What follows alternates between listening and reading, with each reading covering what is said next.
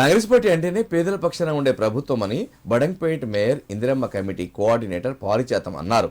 గత బీఆర్ఎస్ ప్రభుత్వ పాలనలో తమ పార్టీ కార్యకర్తలకు అనర్హులకు మాత్రమే డబుల్ బెడ్రూమ్ కేటాయించారని ఆరోపించారు.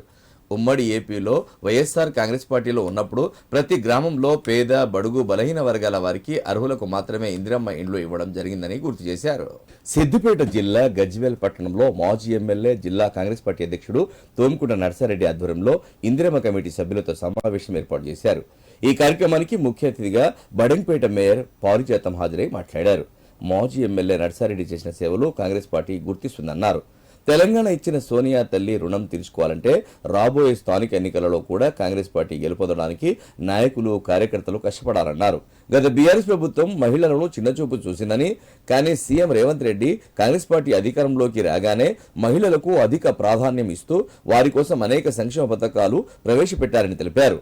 త్వరలో జరిగే స్థానిక సంస్థల ఎన్నికలలో ఖచ్చితంగా కాంగ్రెస్ పార్టీ విజయ కేతనం ఎగురవేస్తుందని ధీమా వ్యక్తం చేశారు.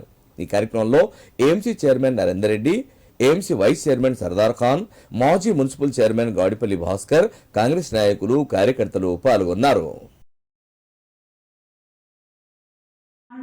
అలాగే రేవంత్ రెడ్డి గారి ప్రభుత్వం రాగానే ముఖ్యంగా మహిళలకి ఫ్రీ బస్సు వీటన్నిటి గురించి కూడా మీకు తెలుసు.